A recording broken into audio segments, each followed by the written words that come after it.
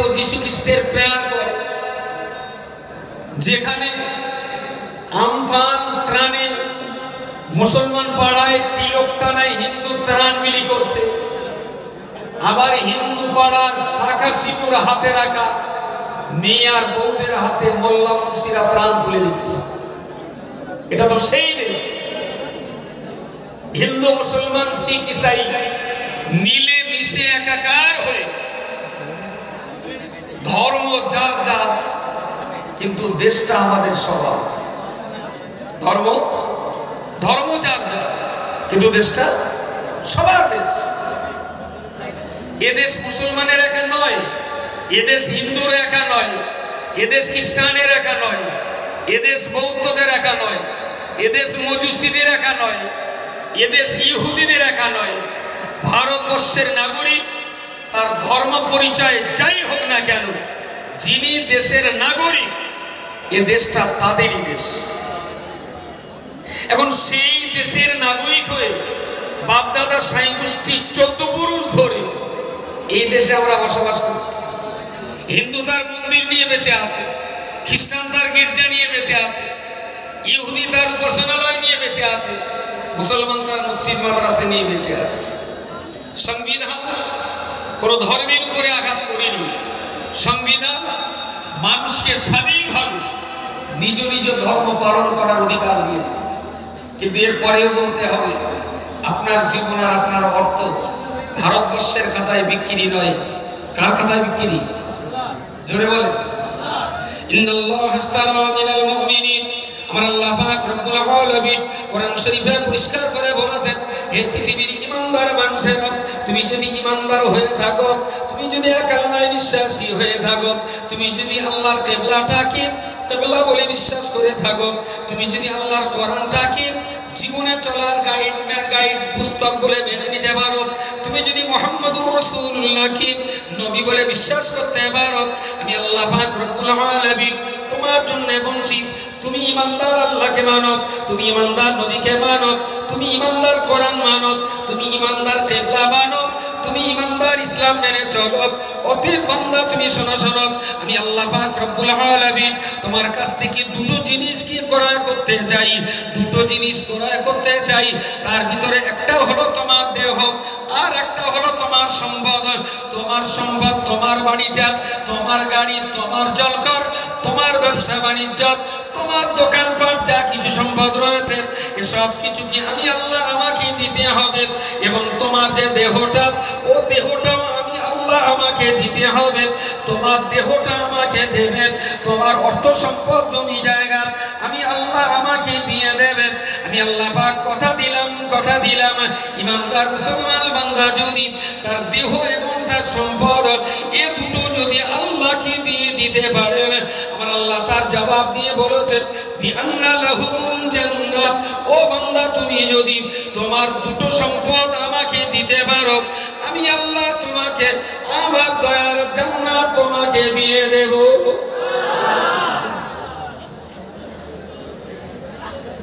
ওস্তাদ ভাই, please don't mind, আপনারা দুটো পয়সা বিক্রি হোক, এটা আমি চাই।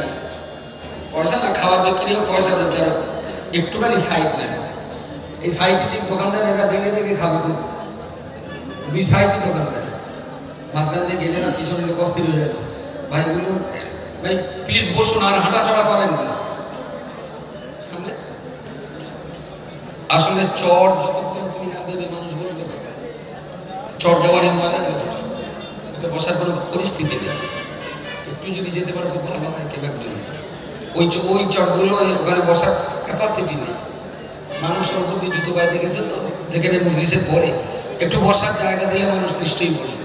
আমি একটু বসতে বলছি, আর জায়গাটা আগে ঠিক করে তুলে দিচ্ছি। বিআন্না লাহুমুল জান্নাহ, তাহলে আল্লাহর কাছে আমাদের কটা জিনিস বিক্রি? দুটো। আর আল্লাহ আমাদের কাছে কটা বিক্রি করবে? আমরা দুটো দেব, আল্লাহ আমাদেরকে একটা দেবে। আমাদের এই দুটো দিতে হবে ইহকালে, আর আল্লাহর ওয়াদা যেটা, সেটা আমাদেরকে দেবেন পরকালে। যে আমি ইন্নাল্লাহ আশতারা মিনাল মুমিনিনা আনফুসাহুম ওয়া আমওয়ালাহুম বিআন্না লাহুমুল জান্নাহ, এই যে আরবি বাক্যটুকু পড়ছি, এই বাক্যটুকু কোন কিতাবে আছে? এটা জোরে বলবেন। বাহ, কোরআন শরীফে আছে। কোরআন শরীফটা কার লেখা? আল্লাহর লেখা বললে একটু ভুলই হলো। আল্লাহর কালাম, আল্লাহর বাণী, তাই না? আল কোরআন কালামুল্লাহ, কোরআন হলো আল্লাহর বাণী, আল্লাহর কথা। রাসূলুল্লাহর উপরে ভাষা নাজিল হয়েছিল, নবী জিবরাইলের কাছ থেকে ভাষাটা শুনলেন, নিজে পড়লেন, চারিপাশে থাকতো কাতিবে ওয়াহি, নবীর কাছ থেকে শুনে তারা লিখে রাখতেন। হযরত আবু বকর, ওমর, ওসমান গনি রাদিয়াল্লাহু আনহুর জামানা পর্যন্ত অসম্ভব রকমের মেহনত করে সেই সমস্ত লেখাগুলোকে এক জায়গায় করে বই আকারে রূপ দেওয়া হয়েছিল। বই আকারে ধরুন রাসূলুল্লাহর জামানা থেকে আজ পর্যন্ত কম বেশি প্রায় আপনি ধরে নিন 900 থেকে 1000 বছর কোরআন শরীফ হাতে লেখা হয়। একটা কোরআন দেখে দেখে আর একটা হাতে লেখা হয়। এইবারে যেটা হাতে লিখলাম ওইটা মার্কেটে বিক্রি করলাম, যা পয়সা হতো আমার সংসারে চালাতাম, আবার একটা হাতে লেখা হয়। এইভাবে কিন্তু কোরআন শরীফ হাতে লিখে লিখে সারা বিশ্বময় প্রচার হয়েছে। কিছু কম বেশি 900 বছর প্রেস তৈরি হয়েছে, এই 400-450 বছরের মধ্যে। তারপরে আরো মডিফাই হয়েছে, কম্পিউটারাইজড হলো, অফসেট এলো। এখন কোরআন এত সুন্দরভাবে ছোট্ট একটা বইয়ের ভিতরে পুরো কোরআন শরীফের ভাষাগুলোকে লিখিতভাবে আমরা প্রচার করতে পারছি। আপনি কোরআন শরীফ এক পিস কেনেন 200 টাকা দিয়ে, তার মানে কি ওটা কোরআনের দাম? ওটা কাগজের দাম, কভারের দাম, ভ্যাকসিনের দাম, বান্ডিং এর দাম। কোরআনের অ্যাকচুয়াল মূল্য কেউ দিতে পারবে না। প্রিয় শ্রোতা মণ্ডলী, মনে রাখুন, আমি আপনাকে বলতে চাইছিলাম আমার আল্লাহ পাক রব্বুল আলামিন আমাদের কাছে দুটো জিনিস তিনি চেয়েছেন। নাম্বার 1, আমার দেহটা আল্লাহ চেয়েছেন, ও বান্দা তোমার দেহটা আমাকে দিতে হবে। আল্লাহ পাকের উদ্দেশ্য কি? আসলে তুমি তোমার দেহটাকে তোমার নিজের মনে করো না, তুমি মনে করো তোমার দেহটা তুমি আল্লাহকেই দিয়ে দিয়েছো। আল্লাহ তোমার দেহটাকে যেখানে খরচ করতে বলবেন সেখানেই তুমি তোমার দেহটা খরচ করবে। তোমার আল্লাহ তোমার হাত দিয়েছে, তোমার জবান, তোমার চোখ, তোমার মন মস্তিষ্ক, চলার জন্য দুটো পা, ভাবার জন্য মস্তিষ্ক, বলার জন্য খাবার বলার জন্য গালার জবান আমার আল্লাহ দিয়েছে। তো আমার জবান আমার আল্লাহর হুকুমে ব্যবহার হবে, আমার হাত আমার আল্লাহর হুকুমে ব্যবহার হবে, আমার চোখ আমার আল্লাহর হুকুমে ব্যবহার হবে, আমার পা দুটো আমার আল্লাহর হুকুমে ব্যবহার হবে। অর্থাৎ আল্লাহ যেটা বললেন, ও বান্দা তুমি তোমার দেহ যদি আমাকে দিতে পারো, তার অর্থ এটাই দাঁড়ালো আমার দেহটাকে আল্লাহর হুকুম ছাড়া পৃথিবীর কারো হুকুমের গোলাম বানাতে পারি না। আমি গোলামি করবো কার? আর আমি যদি আল্লাহর গোলামি করি, এই ব্যাপারে কি আমার দেশ আমাকে কোনো বাধা দিয়েছে? সংবিধান কোনো বাধা দিয়েছে? সংবিধান অধিকার দিয়েছে দেশের প্রত্যেকটা জনগণ যে যার ইচ্ছা মতো ধর্ম পালন করবে। এক্ষুনি যে বিষয়টা নিয়ে বিরাট একটা তোলপাড় হচ্ছে, এবং এই তোলপাড়ের পিছনে বেশ উস্কে দেওয়া, এখনো পর্যন্ত আমি কোনো হিন্দু ভাইকে এ ব্যাপারে কিছু বলতে দেখিনি। যা বলছে কিছু মুসলমান, কারণ আমার ভাই মুফতি সাহেব বলেছেন সেকুলার, যে আমরা সেকুলার নেই, আমরা নই, আমরা ধার্মিক। মানে এই কথাটা নিয়ে বিরাট একটা গেঁজাগেজি ইউটিউবে, বক্তৃতায় বিভিন্ন জন বিভিন্ন রকম ভাবে গালিগালাজ, মন্তব্য, বক্তব্য, বিভিন্ন কথা হচ্ছে। আমি আজ কম বেশি 8 থেকে 9 দিন শুধু শুনছি আর ভাবছি যে যারা ভুল ধরছেন তাদের কোয়ালিটিটা কি, যারা ভুল ধরছেন তাদের কোয়ালিটিটা কি।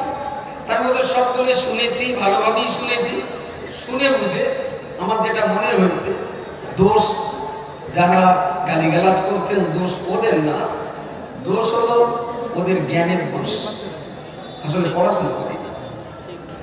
ভারতবর্ষের সংবিধানের প্রস্তাবনায় পরিষ্কার লেখা রয়েছে, আমরা আমাদের দেশ ভারতবর্ষকে গণতান্ত্রিক, ধর্মনিরপেক্ষ, সমাজতান্ত্রিক রাষ্ট্র হিসাবে গড়ে তুলতে বদ্ধপরিকর।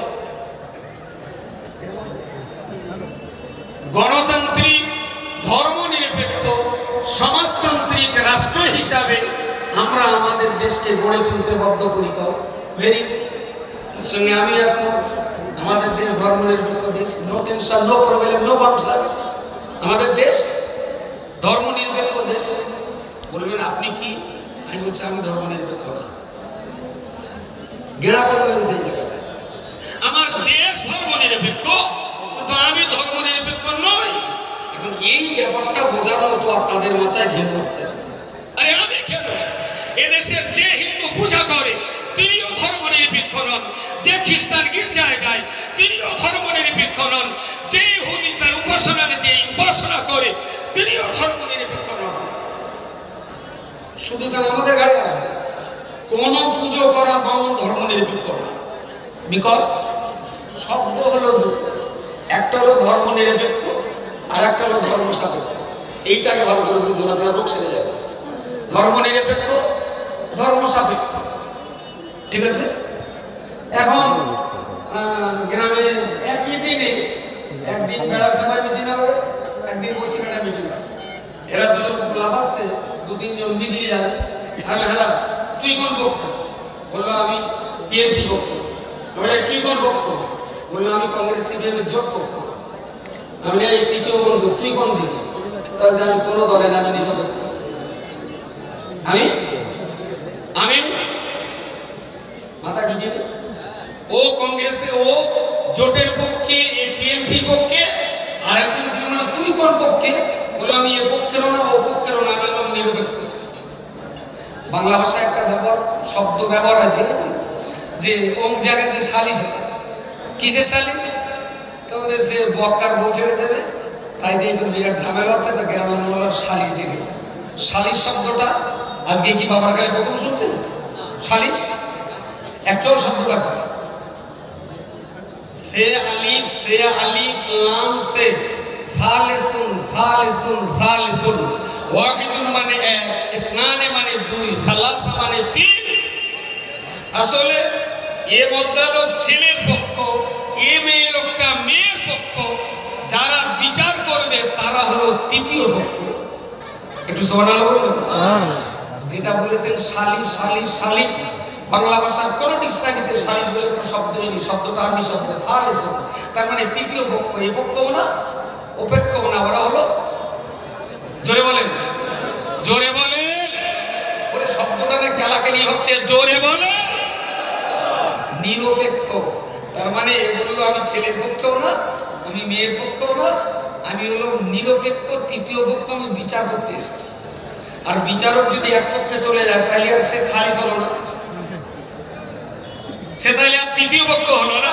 যেটা বোঝে সালিস করবে কেনা কেনা, তাহলে ওই পক্ষ আর হরি বললো বড় বড় আর গোপাল খা, তাও বিচার সালিস করবে কেনা, অ্যাকচুয়াল সালিস করবে না, ওরা নিজেরাই ফালে ফেয়ালি লামছে, ওরাই তৃতীয় পক্ষ।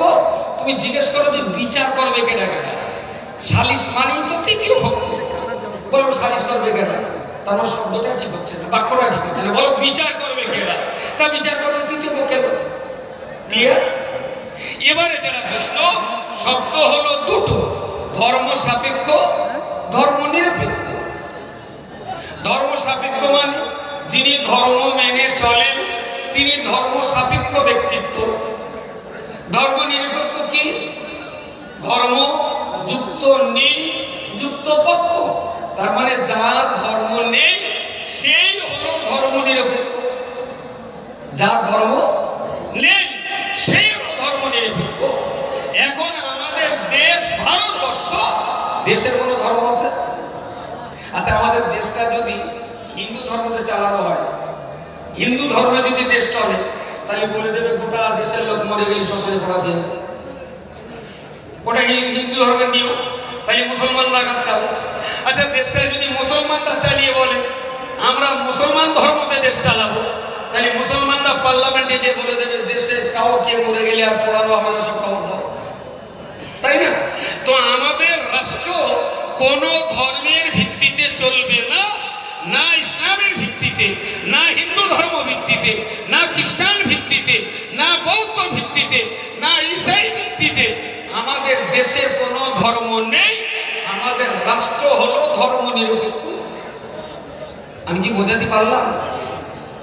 কিন্তু এই সংবিধানে ডক্টর বি.আর. আম্বেদকর তিনি বললেন, আমরা আমাদের দেশটাকে গণতান্ত্রিক, ধর্মনিরপেক্ষ, সমাজতান্ত্রিক রাষ্ট্র হিসাবে গড়ে তুলতে আমরা বদ্ধপরিকর। তার মানে আমাদের দেশের রাষ্ট্রীয় পরিকাঠামোয়, রাষ্ট্রীয় আইন কানুনে, রাষ্ট্রীয় পার্লামেন্ট আর বিধানসভা কোনো ধর্ম দিয়ে পরিচালনা হবে না। সাপোজ আমি আব্দুল মাতিন কোনো কালে হব না। টেক ফর এক্সাম্পল, আপনারা আমার ভোট দিয়ে প্রধানমন্ত্রী করে দিবেন। আমি যখন পার্লামেন্টে যে প্রধানমন্ত্রীর চেয়ারে বসলাম, আমি তখন দেশের জনগণকে কাউকে দেখবো না যারা মুসলমান, এরা হিন্দু, এরা খ্রিস্টান, এরা শিখ, এরা ইসাই, এরা বৌদ্ধ। আমি দেখবো এরা সবাই আমার দেশের জনগণ। সুবহানাল্লাহ বলেন। আমি যখন প্রধানমন্ত্রীর চেয়ারে, তখন রাষ্ট্রীয় কর্মকাণ্ডে আমার কোন জায়গায়, কোন কথায়, কোন কলমে ধর্মের কোনো গন্ধ থাকবে না। আবার আমি প্রধানমন্ত্রীতে চেয়ার ছেড়ে দিয়ে যখনই আমি ব্যক্তিগত জীবনে ঘরে ঢুকবো, তখন আমি হিন্দু হলে পুজো করবো, মুসলমান হলে নামাজ পড়বো। তাই ধর্ম নিরপেক্ষ শব্দটা সংবিধান তো পাবলিকের ঘাড়ে চাপায়নি। ধর্ম নিরপেক্ষ শব্দটা সংবিধান চাপিয়েছে রাষ্ট্রীয় ব্যবস্থার ঘাড়ে, আর ইডিয়েট গুলো সেই শব্দটা চাপাচ্ছে পাবলিকের ঘাড়ে। আমার সংবিধান কিন্তু দেশের জনগণকে বলেনি তোমরা ধর্ম নিরপেক্ষ হও। সংবিধান বলেছে রাষ্ট্র ধর্ম নিরপেক্ষ হবে। রাষ্ট্রের জনগণ ধর্ম সাপেক্ষেও হতে পারে, ধর্ম নিরপেক্ষ হতে পারে, ওরা জনগণের স্বাধীন অধিকার। এইবারে বলেন আমি ধর্ম নিরপেক্ষ, আবার আমি মুসলমান। What is this? ব্যাপারটা খানিকটা ঘটে যাচ্ছে। আমাদের বাংলা ভাষায় এটা প্রচলিত, বহুদিন ধরে এটা প্রচলিত আছে। বলে তারা কেডা এসে বাড়ি, তাহলে একটা বেট আছে, তাদের সঙ্গে আর একটা কেডা, তাহলে নিয়ে এসে বেটা ছেলেটা মতাল না মেয়ে, আর মেয়ে ছেলেটা মেয়ে ঠিক ছেলে। শব্দটা এ হলো মেয়ে ছেলে। আসলে আপনি প্রথমেই যদি বলেন মুসলমান, তাহলে তো আপনার ধর্ম একটা আছে। আপনি প্রথমেই যদি বলেন হিন্দু, তাহলে আপনার তো ধর্ম আছে। আপনি যদি বলেন খ্রিস্টান, তাহলে আপনার তো ধর্ম আছে। তাহলে আপনি কি করে নিরপেক্ষ হতে পারেন? আপনি তো বলছেন ধর্ম নিরপেক্ষ। আমি কংগ্রেসেও না, সিপিএম আমি নিরপেক্ষ। আমি ছেলের দলেও না, মেয়ের দলেও না, আমি খালেস। তৃতীয় পক্ষ। তাহলে আপনি যদি খ্রিস্টানদের দলে ঢুকিয়ে গেলেন, তাহলে আপনি নিরপেক্ষ হলেন কিভাবে ভাই? মাথায় গেছে কি?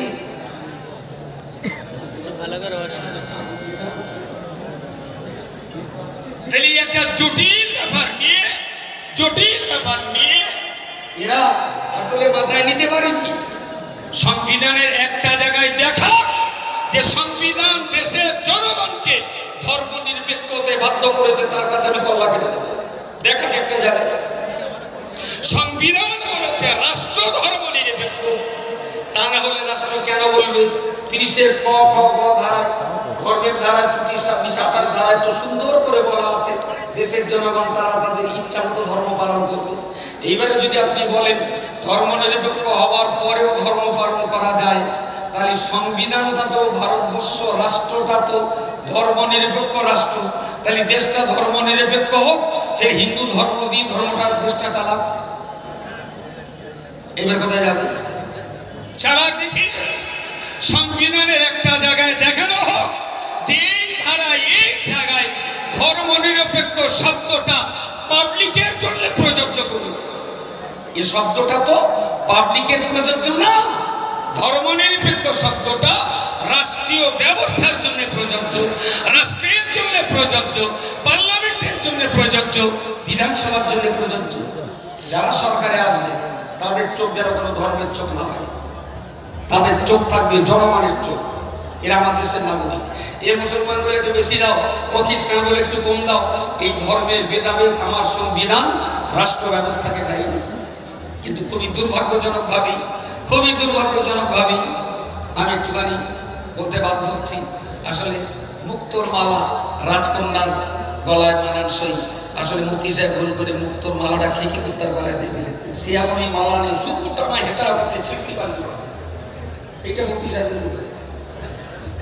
যারা মুক্তোর মূল্য বোঝে না, ওই মালা কখনো খেকি কুত্তা রাখে, ও মনে করে সে করতে বেঁধে পারবে, শুধু মাথার দিকে ছেঁড়ার জন্য ব্যস্ত হয়ে গেছে। হাতটা যদি রাজকন্যার গলায় দিতেন তাহলে মুক্তি সাহেবকে স্যালুট জানাতেন যে অনেকদিন পর একটা ভালো জিনিস দিয়েছেন। পড়ে গেছে তো খেকি কুত্তার গলায়, খালা ছুটিয়ে ছুটিয়ে বকিয়ে বকিয়ে ঘেউ ঘেউ করে মাথা খারাপ করে দিচ্ছে। প্রিয় শ্রোতা মণ্ডলী, মনে রাখুন, আমি আপনাকে এত সময় বলার পরে বলছি, আসলে এই জন্যই তো আমার আল্লাহ পাক রব্বুল আলামিন কোরআন শরীফ নাযিল যখন করছেন, প্রথম বাক্য দিয়েছেন ইকরা বিসমি রাব্বিকাল্লাযী খালাক। হে পৃথিবীর মনুষ্য জাতি, হে আমার নবী মুহাম্মদুর রাসূলুল্লাহ, আমি আল্লাহ পাক আপনাকে বলছি, আমি আল্লাহ আপনাকে বলছি, আপনি আগে লেখাপড়া শিখুন, আপনি লেখাপড়া করুন, আপনার সাহাবীদের লেখাপড়া করতে বলুন। যদি লেখাপড়া করতে পারেন তবে আপনি রাজ্য চালাতে পারবেন। যদি লেখাপড়া করতে পারেন, যদি আপনি লেখাপড়া করতে পারেন তবে আপনি ভালো রোজা করতে পারবেন। যদি আপনি লেখাপড়া করতে পারেন তবে আপনি ভালো মুসলমান তৈরি হতে পারবেন। যদি আপনি লেখাপড়া করতে পারেন তবেই তো ভারতবর্ষের ভালো নাগরিক হতে পারবেন। যদি আপনি লেখাপড়া করতে পারেন তবে ইজ্জত নিয়ে আপনি বাঁচতে পারবেন। এই জন্যই তো আমার আল্লাহ পাক রব্বুল আলামিন নামাজ, রোজা, হজ, যাকাত, জিকির সব কিছুর পূর্বেতে, সকল কিছুর পূর্বে আমার আল্লাহ পাক তো পড়াশোনা করা ফরজ করে দিয়েছে। পড়াশোনা করা ফরজ না, পড়াশোনা করা নামাজ পড়াটা যখন ফরজে আইন, লেখাপড়া করাটাও ফরজে আইন। সে আপনি মাদ্রাসায় পড়ুন, হাই স্কুলে পড়ুন, আইসিডিএসে পড়ুন, প্রাইমারিতে পড়ুন, কলেজ পড়ুন, ইউনিভার্সিটিতে পড়ুন, যেখানেই পড়ুন না কেন, পড়াটা যদি নীতিগতভাবে আদর্শ মানুষ হওয়ার জন্য পড়ে থাকেন, হাই স্কুলে পড়েও আপনার সওয়াব, ইংরেজি পড়েও আপনার সওয়াব, যদি আপনার উদ্দেশ্যটা সঠিক থেকে থাকে। আর উদ্দেশ্য যদি সঠিক না থাকে, সওয়াবের জায়গায় গোনা। হাদিস পড়ে কি গোনা হয় না? প্রচুর গোনা। হাদিস পড়ছে, জিজ্ঞেস করলেন বলছি হাদিস পড়তেছেন, একদিন জোর একটা করে হজ করে 22,000 টাকা, আপনি তাড়াতাড়ি শেষ করে দেন, আমি হজ করব। ওই হাদিস পড়ে কি হবে?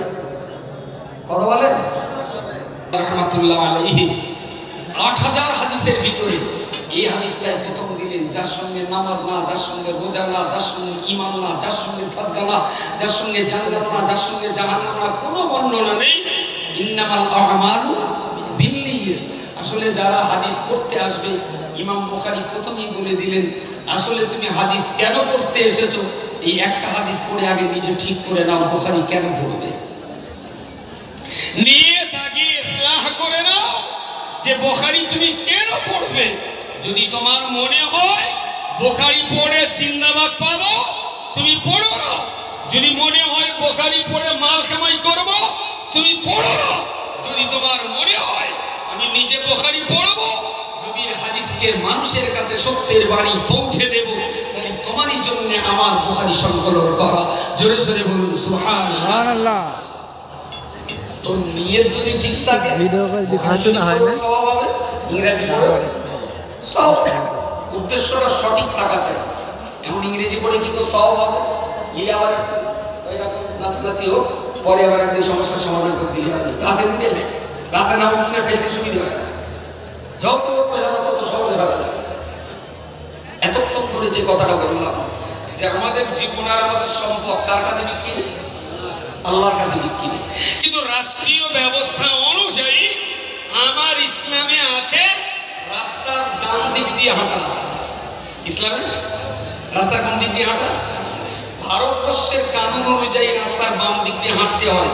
আমরা মেনে নিয়েছি না নেইনি? মেনে নিইনি। আমাদের দেশটাকে শান্তিতে রাখার জন্য কখনো কখনো ইসলামের মুস্তাহাব, নফল, মুবাহ কাজগুলো আমরা একটু ছেড়ে দিই, রাষ্ট্রীয় ব্যবস্থাটা আমরা মেনে নিয়েছি। বিনিময়ে সংবিধান আমাকে আমার নামাজ পড়ার অধিকারটা দিয়েছে, তাই না? আমাদের যে আইনগুলো 5 ওয়াক্ত নামাজ, রমজানের রোজা, হজ আর যাকাত, লেখাপড়া, ধর্ম শিক্ষা সংবিধান আমার এই অধিকার দিয়েছে, আমি মেনে নিয়েছি। আবার আমিও রাষ্ট্র ব্যবস্থার বেশ কিছু কিছু ফৌজদারি আইন মেনে নিয়েছি। ইসলামের জেনা করলে কি শাস্তি? জেনা জেনা দোরা মারা। ভারতীয় সংবিধানে কি আছে? হ্যাঁ, জেল টেল হবে, শাস্তি হবে। তা দোরা মারাটা আমাদের দেশে নেই। রাষ্ট্রীয় আইন বা প্রণেতা যারা তৈরি করেছেন, আমরা দোরা মারাটা বাদ দিয়ে রাষ্ট্রের এই আইনটা আমরা মেনে নিয়েছি। বিনিময়ে ওরা আমার হজের আইনটা আবার আমাদের মতন ছেড়ে দিয়েছে।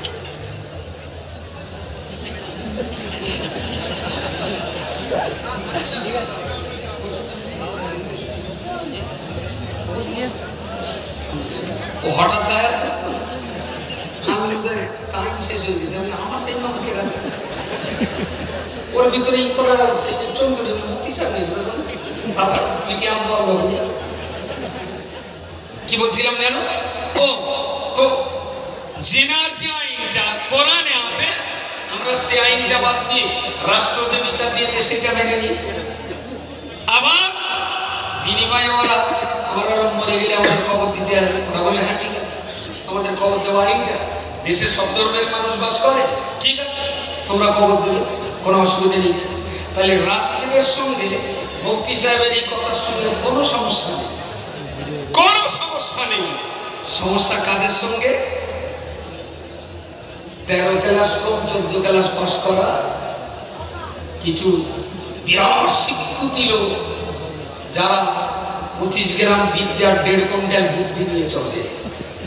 সমস্যা হয়ে গেছে এই জায়গাটায়, এটা বলছিলাম।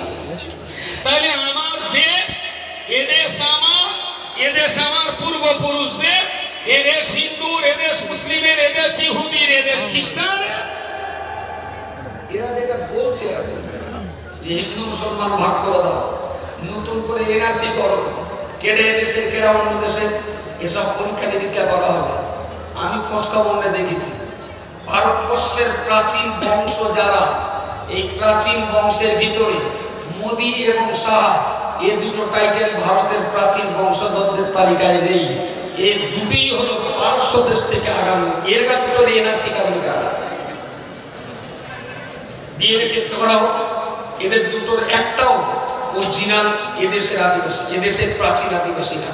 এদেশের প্রাচীন আদিবাসী কোল, ভীল, সাঁওতাল, মুন্ডা, দলিত, আদিবাসী, এসসি, এসটি, মুসলিম আমরাই যারা আছি, আমরা এদেশে দীর্ঘকাল ধরে এদেশে বসবাস করছি। এদেশ আমাদের দেশ। উড়িয়ে এসেছি, জুড়ে নেবে বীর।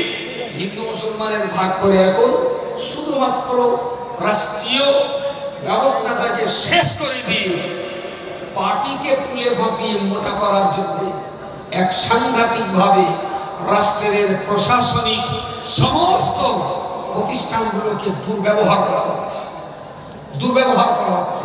প্রতিষ্ঠানের, রাষ্ট্রীয় প্রতিষ্ঠানগুলোকে ব্যক্তিগত স্বার্থে ব্যবহার করা হচ্ছে, ব্যক্তিগত স্বার্থে ব্যবহার করা হচ্ছে। আসলে হিন্দুও থাকবে, মুসলমানও থাকবে, কাউকে দেশ থেকে তাড়ানোর পক্ষে আমরা না।